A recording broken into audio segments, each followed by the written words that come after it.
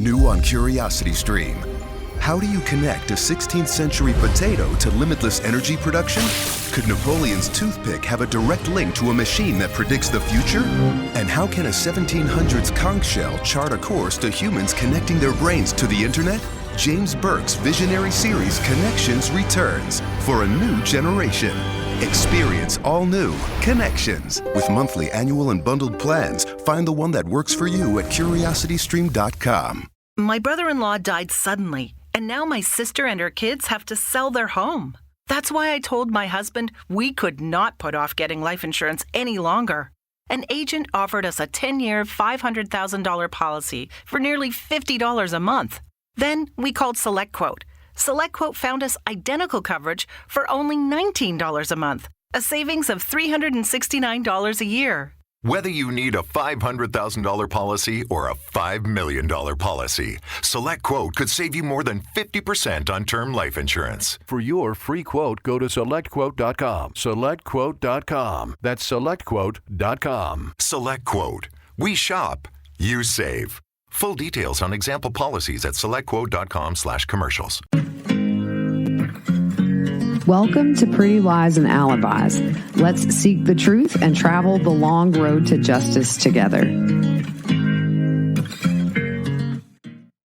What you know, Alibis, happy Wednesday. It's Tuesday for me. I'm pre-recording this today because tomorrow my daddy has to have some surgery on his legs to open up some arteries to get better blood flow down there. And so this is the first time he's ever had surgery. And so I'm going to be there sitting with my mom during and then thereafter. So send some good juju his way. He is a workhorse. He is, let's see, he'll be 70 in April of next year. But if you follow me on social media, you regularly see me posting pictures of my dad on ladders and stuff. So he's got to get that fixed so he can keep on doing dangerous stuff, I guess. Anyways, our music fact of the day is about James Taylor, and it's the meaning behind the song Carolina in My Mind, which is one of those songs that I think everybody around here loves because it's Carolina, even though he's from North Carolina. I'm from South. So he explains he was making his first album at Trident Studios in London just as the Beatles were recording the White Album nearby. He said, I realized how lucky I was to be listening to the Beatles playback and watching their process in the studio. But at the same time, I was surrounded by this holy host of my absolute idols. I missed my home in North Carolina. This song captured that feeling of being called away to another place. And love that song. It's just so awesome. And a little fun fact, my mom and dad are good friends with his sister, Kate. They're buddies. So as you know, we're going to be going back. Also, want to give a big, big, big thank you to Debbie for her PayPal donation. She has been a listener since the very beginning, and she is very thoughtful in donating, and it's very much appreciated. That is going into my Boise travel fund, every penny of it. So thank you so much, Debbie, for your kindness.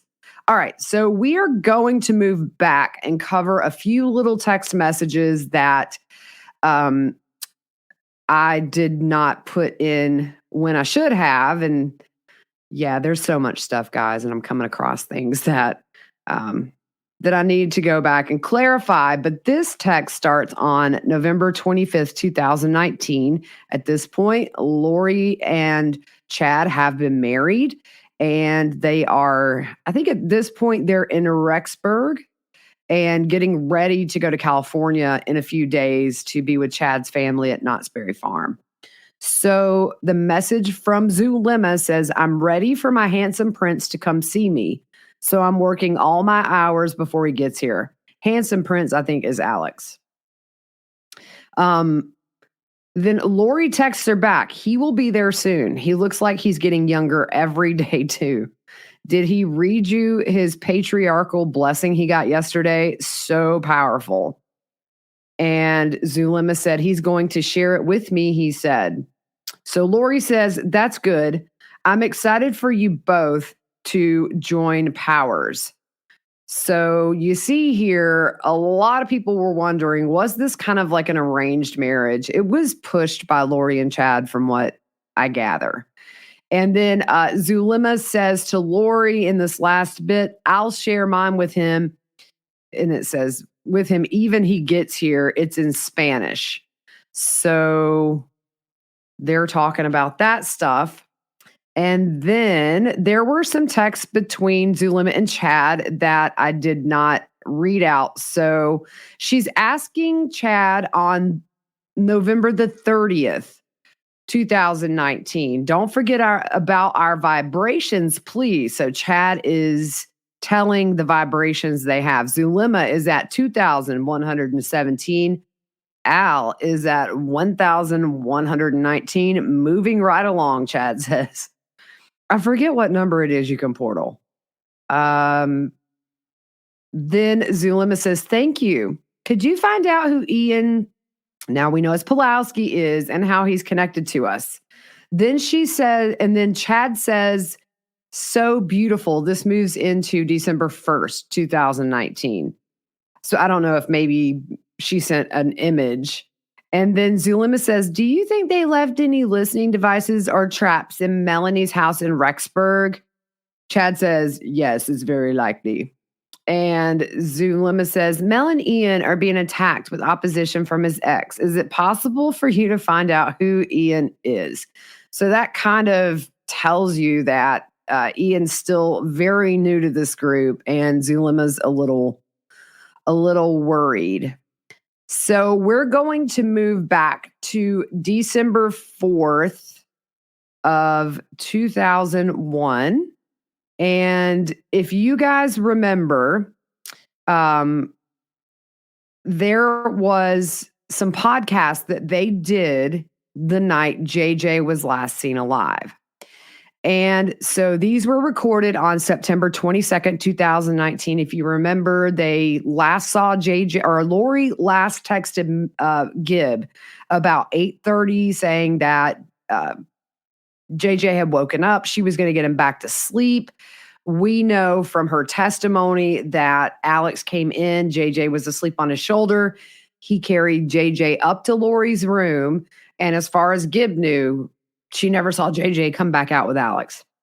Then there's that whole thing later in that night where David has a bad dream and she goes to open Lori's door and can't. So part one of Lori and Gibb's podcast, which was recorded with David Warwick on September 22nd. Part one, guest David Warwick, From Gangs to the Gospel.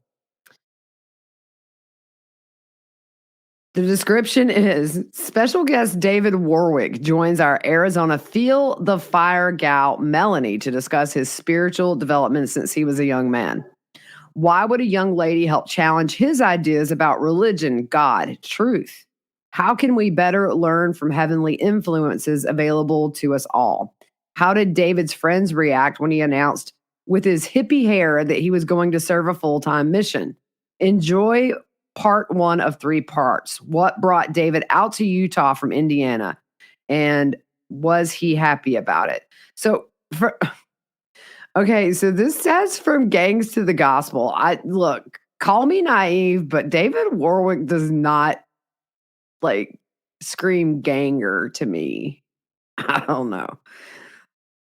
So on the screen here, I have the graphics from those podcast releases.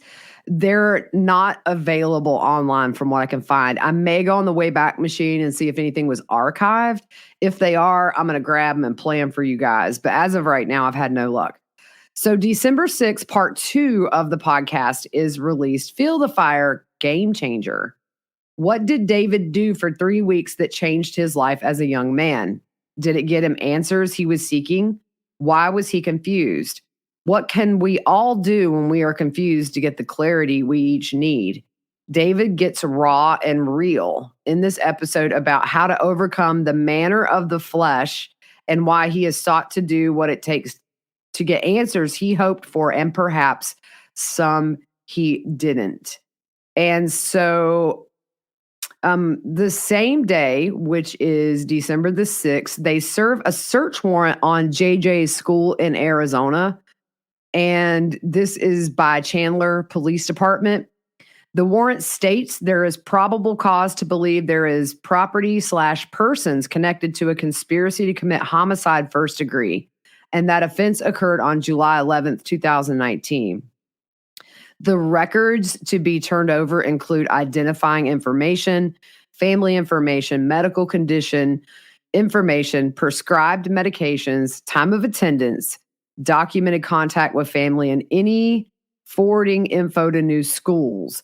The school had 3 days to comply with that request. Also on December 6th, Zulema says Alex started complaining of shortness of breath.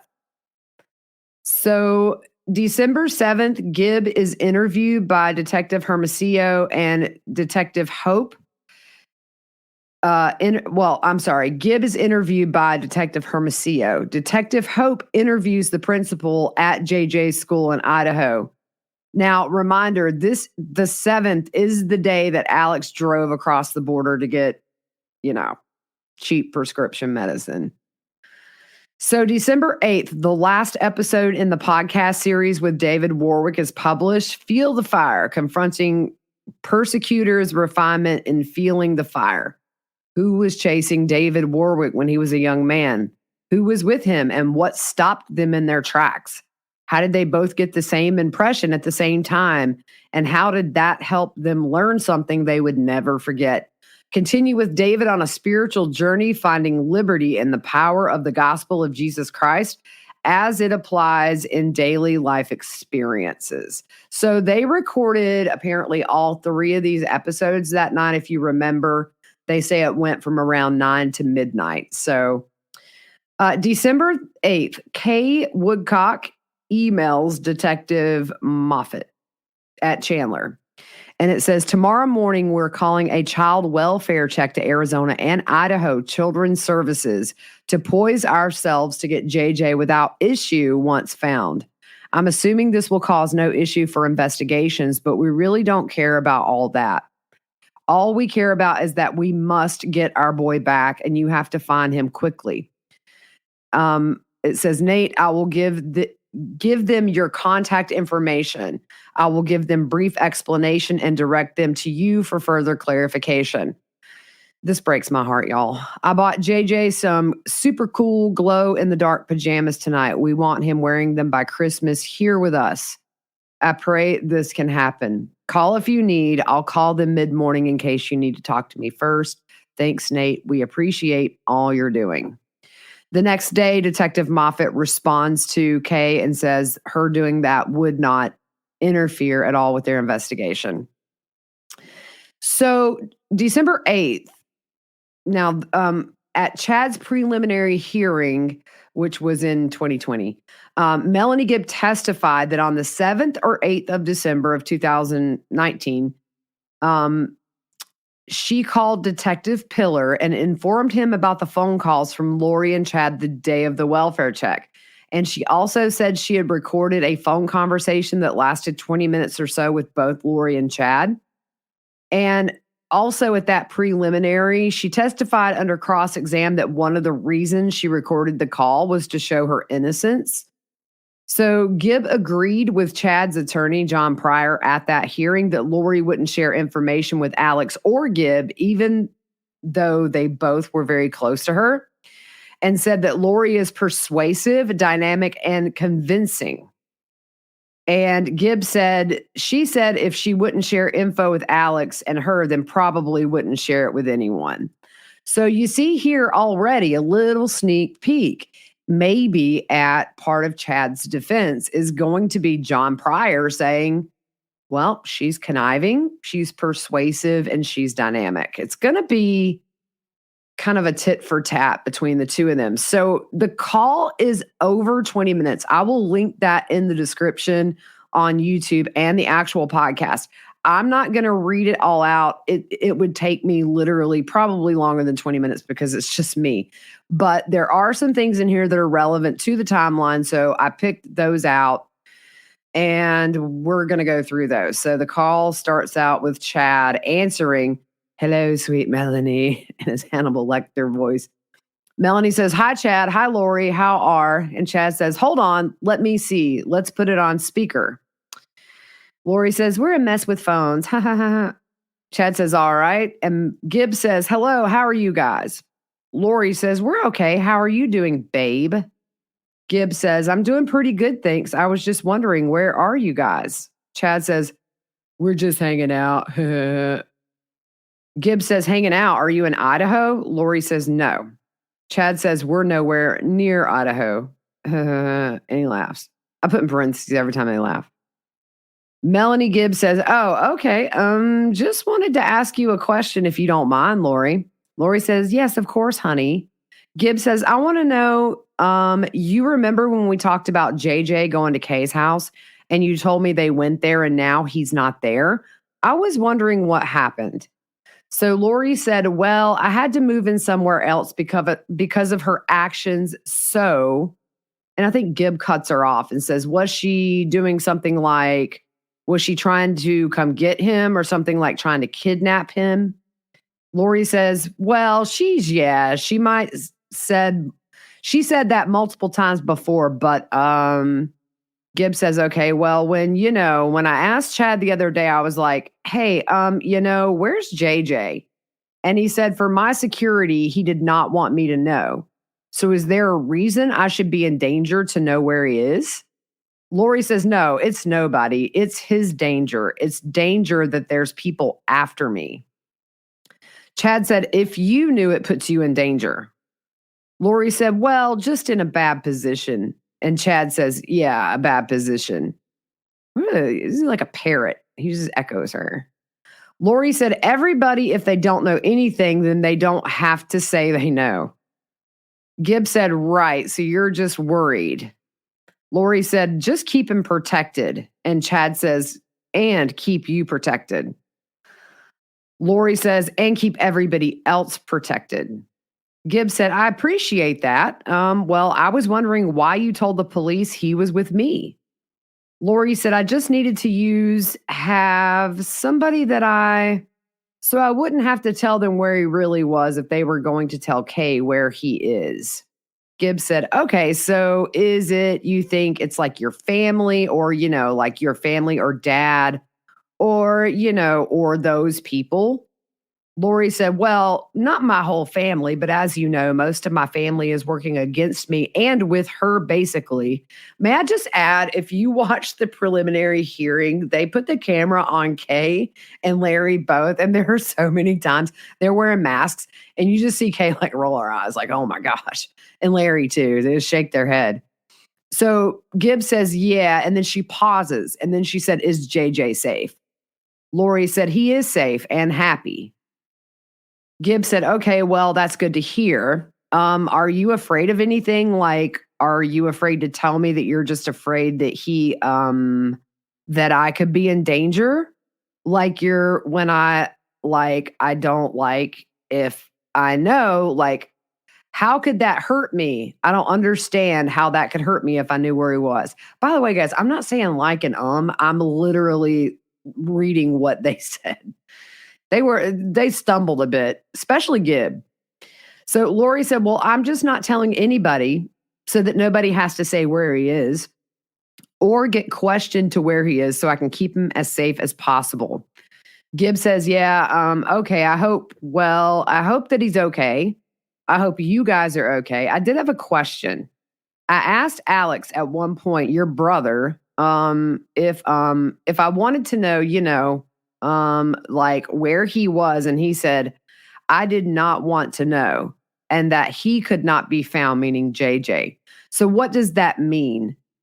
Lori said, I don't know why he would say that, but it's the same story with like, I don't even want Alex to know. I don't want anybody to know so that nobody has to be worried about it. I mean, nobody has to be questioned about it so he can be safe. Now, the interesting thing to me is I fully expect them to play the blame game with Alex. Alex did everything. We didn't know Alex was going to do this. Alex snuck on my property and buried the kids. But this here, if I'm Rob Wood, like I'm grabbing onto this and running with it because she says, I don't even want Alex to know. So she's saying there, and I'm, whether or not she's lying, we don't know. But according to that, she doesn't want Alex to know. Lori says, I will do whatever the Lord needs me to do every day. So Gibb says, okay, I just wondered if I was ever going to see you again. Lori says, absolutely you will. Gibb says, okay, so maybe when they're done chasing you, you'll be able to come out of, JJ will come out again. Or Lori says, yeah, I mean, it's a ridiculous thing for them to be working with Kay to find me. There's nothing that's going on. That's, what I'm saying? Like they're working with her in some dark capacity. The police are working with her in some capacity. There's no reason for them to be after me in the first place. Gibb says, yeah, has she threatened you at all? Lori says, yes, lots of times. I think that's one of the times where Kay's eyes went way back in her head. Gibb says, oh boy, like what did she say? Lori said, well, it was in emails and everything. So Gibb says, so like she said she was going to come take him, or Lori said, there's lots of things. And then she pauses and she says, Melanie. Gibb says, well, I know it sounds like it. I'm just worried for you guys because, he's missing. And, Lori interrupts and says, he's not missing. And she laughs. I know exactly where he is. He's perfectly fine. He's not missing. Again, she knows exactly where he is. Lori said, I don't open the door for darkness, Mel. Darkness is knocking on the door all the time because that's the way dark works with the light. And I can promise you that I've done nothing wrong in this case, but sometimes you have to hide in a cavity of a rock for your own life's safety. And that's what the Lord requires of you sometimes. And that's how it is. And I'm sorry that's how it is because there is a lot of darkness on the earth. They're coming after me for zero reason beside the darkness of Kay, which you already know she's dark. Gibb said, I haven't met her enough to know if she's dark or not. I've just met her slightly, and she seemed like a normal kind of person. But then I haven't engaged with her that much, so I don't know that personally. And Lori, at this point, you can tell she's starting to get offended that Gibb's just not agreeing with her like I'm sure she did every time they talked in the past. Lori says, so you don't know about her changing the thing to herself to be the beneficiary of the policy and all that stuff? None of that's dark, right? So there you have it. Gibb said, well, I haven't seen those documents. I'll have no way of knowing. Lori says, you've seen them on my computer. Gibb says, no, I have not. I've not even looked in on your computer before. Lori says, I don't know why you're being controversial to me or if you're recording this conversation for the police or whatever. I don't know what your intention is on this phone call, but I love you with all my heart and I have forever, and I will always love you. Gibb says, I appreciate those words, but if you really love me, you wouldn't have told the police that I had JJ with me. That's not what a friend does. I mean, that just makes me look weird, and it's just not safe for me. That doesn't look good. I mean, you had to think of my welfare if you love me. Then Gibb goes on, and part of the stuff I took out is just a lot of scripture slinging. I can't stand that stuff in this case, in real life, whatever. They start throwing things back and forth. But Gibb says, I believe you have been very deceived by Satan. I believe that he has tricked you. And I don't believe that what you're doing is correct. I just don't. I mean, Tammy dies, then your husband died, and then he's missing. It just doesn't sound like God's plan to me. It gives me a gut feeling, like in my gut, it feels weird. It doesn't feel right. I don't have peace about it. I never have felt 100% peace about it. I always felt like a little weird in my stomach about all these things. Well, woman, why did you not go to the police? Could have saved some lives. Lori says, you know me, Mel. You know me. This does not sound like you. Sounds like you've been influenced by somebody dark who wants you to believe dark things and have fear of the celestial world. She says, stand with Christ when he comes again, and he's coming soon, and we will all stand there, and you'll know at that point that he is supporting me and has supported me the whole time, and I've not been deceived. Chad says, I just want to testify that I know Tammy, and it's unclear what he says. Conspiracy theories, my sister-in-law's right behind it all, and I hope you're not being influenced by that dark being.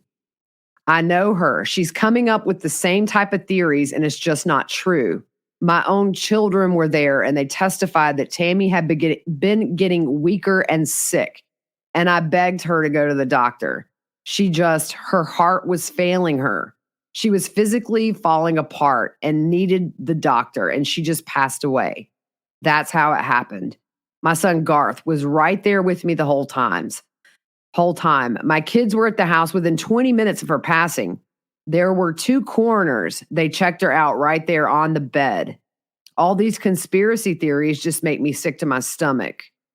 That's absolutely sick. I know I'd been told for years that Tammy would pass away at a young age, and I had no idea Lori would be a part of my life. I just knew that I had my life.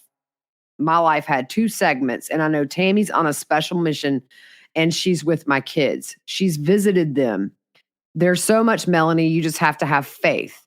And this is not some sort of master plan. There's no way Lori and I could ever come up with this. It's just... Lori interrupts and says, we can feel Dave's influence on you. I can feel that for sure. Boy, pot, kettle, line 2. Chad says, I know, but he seems to be the one that's putting the doubts in your mind. Gibb says, no, you know what I have? I have come to understanding that my gut feeling, I was not listening to it. And I've always felt uncomfortable with many things. And Chad said, okay. Lori says, well, I'm sorry that I included you in those teachings then for your own safety. And I wish you didn't have as much knowledge as you have, because you will be accountable for the knowledge that you do have, Mel. And you could read between the lines with that. You will be held accountable for the knowledge that you do have, Mel. Gibb says, so will you? Lori says, I agree. I have no fear, but I hope you know that. Gibb said, I was reading the story of, guys, if I butcher this, I'm so sorry. I think it's Korhor. And it's so very similar to this. You just can't see it. But he did it because he was trying to reclaim a people. And he thought at the very end, because of his carnal, natural desires, that's what influenced him. And he was very, very well. So I looked this up, and the man himself, his beliefs essentially, if I understand correctly, and please correct me if I'm wrong in the comments, guys, his reasoning was that man himself determines what is right and wrong, not some set of rules laid down by a group of religious leaders claiming to speak for a God who doesn't exist. That's kind of the heart of Korhor's doctrine. I hope to God it's Korhor. Lori said, that's me, natural desires. And Melanie Gibb said, you got a lot of natural desires. We know that. So Lori says, that's what you think of me as Korhor? Are you kidding me right now? Are you comparing me to Korhor right now? I'm sorry, y'all. Oh my gosh, because it's just so, yeah, y'all get it. I ain't got to spell out why I want to laugh right now. Gibb says, I think you both have similarities. And Lori says, I can tell everything where JJ is right now, and that would not be good for JJ. No, it would not be good for you and Chad. So I'm sorry that you don't want me to protect my children, but I would never ask you not to protect your children. And Gibb said, of course you wouldn't. So Lori says, so I can tell that you're just being adversarial, Mel. I love you. I'm sorry you feel this way. I never had any idea you would be the person of all people to turn on me. I cannot believe it. Gibb said, I'm asking questions and I'm concerned for you. That's what somebody does when they care. Lori said, you don't sound like you're concerned. You sound like you're accusing. You don't sound concerned. You sound pissed off. Gibb said, I'm not. I'm very troubled. Maybe that's the better word, troubled. Because there's these things like you being with Chad before he's even divorced. It's an unusual behavior for a person that sees you. Lori said, I was never with him and he was never divorced. Gibb said, honey, I've seen you guys together. And Lori's talking over Melanie at this point. Gibb said, oh, so I've never seen you with Chad. Kiss him and walk around the track at BYU with him. I never saw that. Lori said, you're the one who was feeling guilty about being with someone before they were divorced. Gibb said, oh, honey, I think that's not what we're talking about here. Lori says, why? It's not what we're talking about here. That's what I'm saying. You're going off the deep end. There was so much slinging stuff back and forth. So I just put like the most important stuff. The rest of it is just scripture back and forth. And so anyway, so we are going to real quick, because next episode we are going to get into the issue with Ian and the communication with his ex-wife. And clearly Ian was freaking out at this certain point.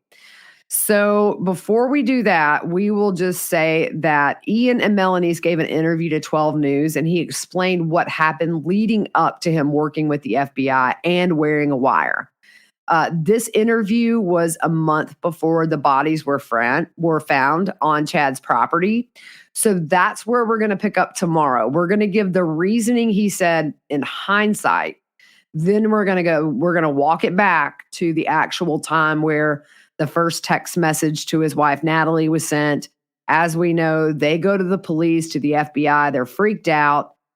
We covered last episode, like Ian didn't even want to have his kids on his weekend because he was scared of his brand new bride, who apparently on their wedding night started telling him all this stuff. So that's where we're going to pick up tomorrow. I think it makes more sense to end it here. Anyways, so yeah, all right. And just a reminder, in the link, I will post the link to the entire phone call between Lori and Chad and Gibb. Also, a link to the pictures from today. It's just two text screenshots of text messages that we went over. All right, guys, we'll see you tomorrow. Hope you have a good rest of your day.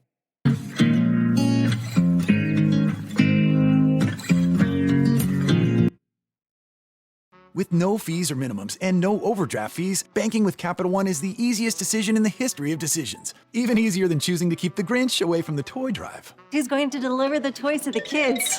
What about me, the Grinch? No. Yep, even easier than that. You steal the presents one time. With no fees or minimums and no overdraft fees, is it even a decision? That's banking reimagined. What's in your wallet? Terms apply. Capital One N.A. member FDIC. Copyright Dr. Seuss Enterprises. Copyright Turner Entertainment Company. Okay, round two. Name something that's not boring. A laundry? Ooh, a book club. Computer solitaire, huh? Ah, oh, sorry. We were looking for Chumba Casino. That's right. ChumbaCasino.com has over 100 casino-style games. Join today and play for free for your chance to redeem some serious prizes. ChumbaCasino.com. No purchase necessary. Void where prohibited by law. 18+ terms and conditions apply. See website for details.